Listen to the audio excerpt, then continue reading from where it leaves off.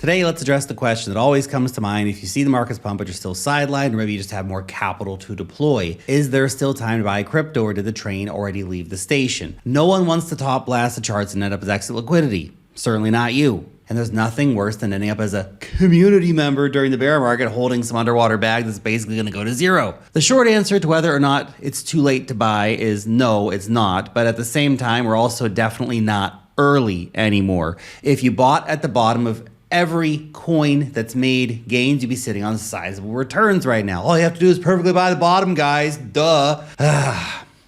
It's not that easy, and people don't show up at different times in the market. So, anyway, look, it's nice to bank some profits, and it cheers, of course, that we're now deep into the cycle that people do have big profits that they can take, and some people have been doing that. But if this time plays out like previous cycles, or even has any kind of rhyming like previous cycles, then a parabolic phase still has yet to come. That means there's serious upside ahead. So let's go through the patterns, the signals, the macro goings on in a little more detail so we know exactly how capital is rotating and how we can most benefit from that. We can see real opportunities here, okay? So let's dig in. And so big picture first, how high can crypto even go? Right now, we're sitting on a market cap for the whole crypto market of around $3.9 trillion after an all-time high of $4.17 trillion last month. And yes, I know what you're thinking, all-time high last month. Doesn't that mean we've already peaked? Well, sure, it's possible. A lot of people keep wanting to rush to call the top every time we pull back a few percentage points, but that wouldn't fit with this damage dynamic cycle dynamics, okay? It wouldn't make much sense from a macro point of view either, as we'll see in a moment. As for the possible ceiling for this cycle, I think anywhere from $8 to $10 trillion for a total cryptocurrency market cap is plausible if the cycle extends well into 2026, as we are increasingly thinking it will. That would be around 2.5x from here. Although individual tokens will put in greater returns than that, and in a full-blown euphoria phase, small caps can do absolutely crazy multiples. Everybody rushes to find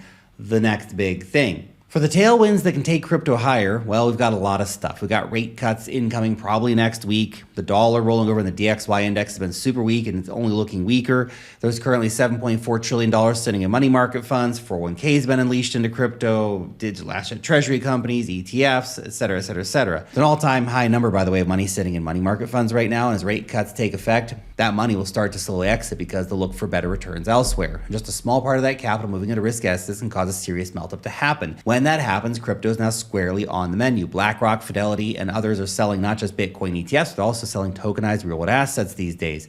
NASDAQ wants to tokenize stock trading.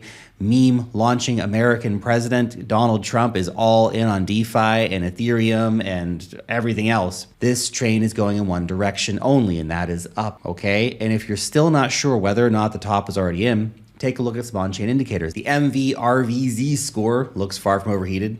When cycles topped previously, it hit that pink area at the top, but right now it's just dipped. Looks like it's chopping sideways. It's a similar story at the HODL waves, the Pi cycle top indicator, the unrealized profit loss indicator. Pretty much every signal that has ever been used before to mark cycle tops remains cool. Business cycle's just heating up, so macro and on-chain are saying there's a lot more to come. But the cycle so far says gains won't be evenly distributed and that not everything is going to pump, which is why selectivity matters more than ever when it comes to your investing. Now, if you want a great place to buy crypto coins, by the way, check out Femex, OG cryptocurrency exchange, deep liquidity across all the big coins, global access, meaning anyone, anywhere. That's you can use it. You might need a VPN in some cases. Rock solid security. And right now, they're giving even more reasons to jump on the Femex train.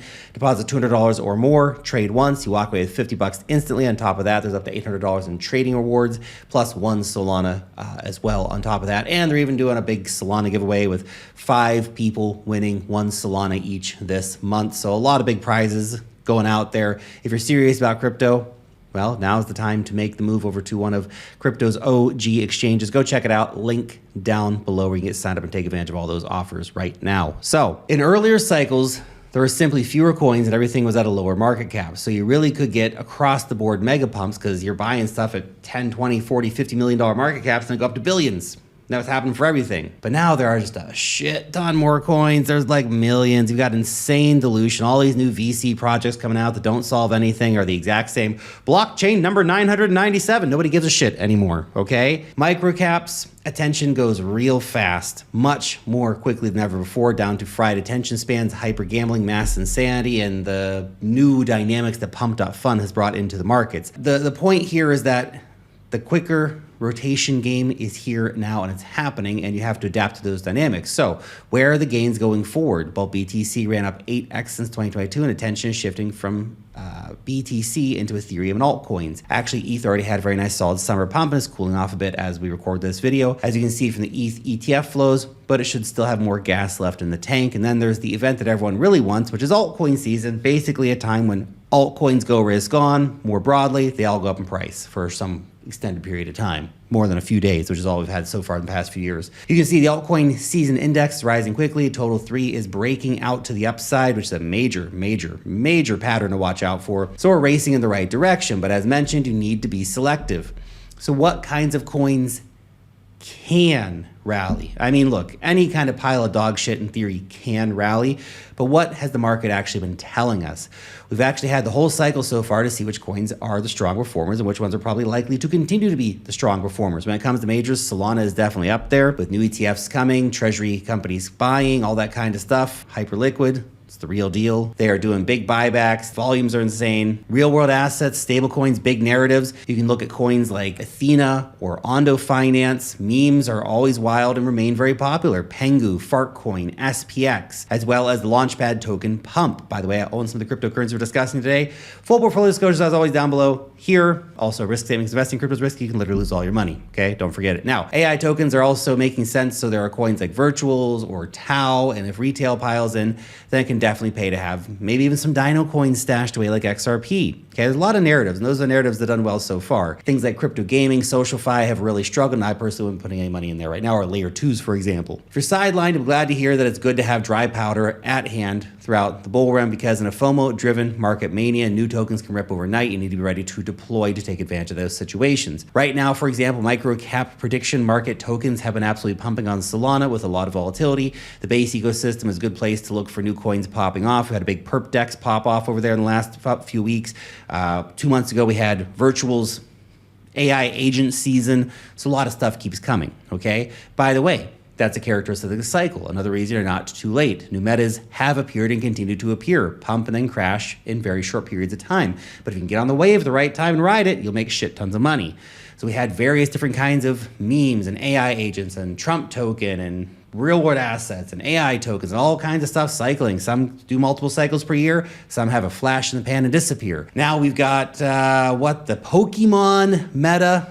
I really don't know how long that's going to last, to be honest. I feel like it's already kind of faltering off, but that's a different story. Can you catch every narrative? Absolutely not. You won't. You won't. Don't try to, but you don't need to.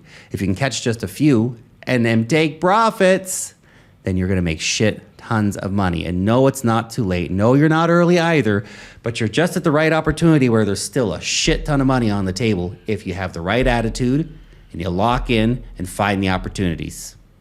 Thanks for watching.